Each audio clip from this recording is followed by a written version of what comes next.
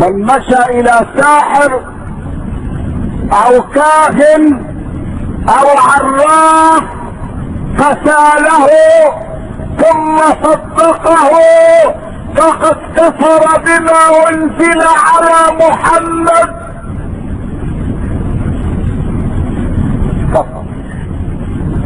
كفر بما انزل على محمد، لان الذي انزل على محمد يقول قل لا يعلم من في السماوات والارض الغيب الا الله، الا الله. فمن قال اني رأيت الجن فان شهادته لا تقبل لانه كذاب، والله يقول انه اي ابليس يراكم هو وقبيله من حيث لا ترونه.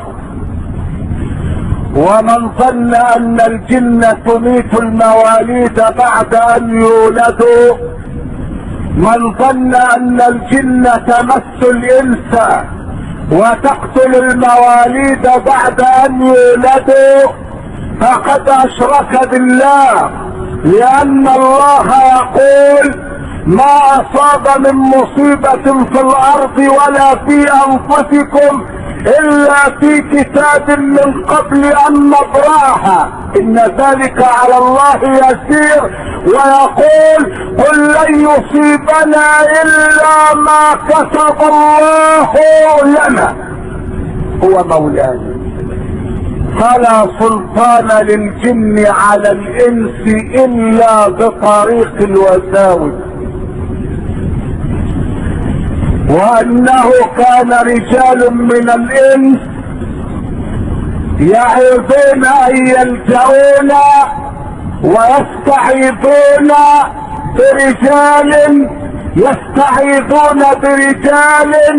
من شر الجن فزادهم الانس اي سحرة الانس والدجالون من الانس والنصابون من الانس، زادوا هؤلاء الذين ذهبوا اليهم زادوهم رهقا تحت، طلبوا منهم الاموال وطلبوا منهم الذبائح وطلبوا منهم احضار ما هو مستحيل، واوهموهم انهم يعلمون الغيب وهم كاذبون. هذا كلام الجن.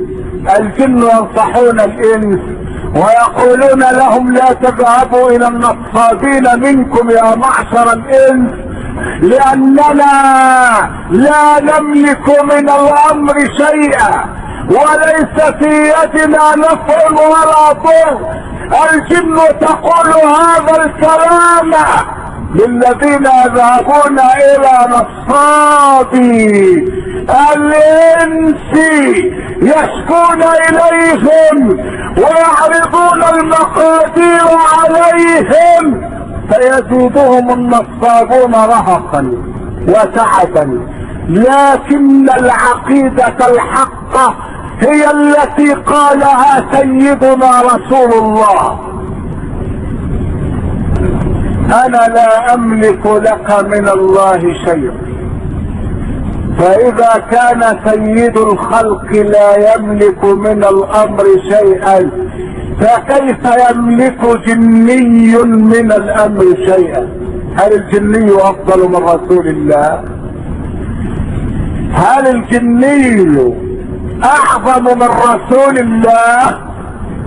رسول الله يقولها في ساعة الشدة: انا لا املك لك من الله شيئا. فهل يستطيع الجني ان يملك من الله شيئا؟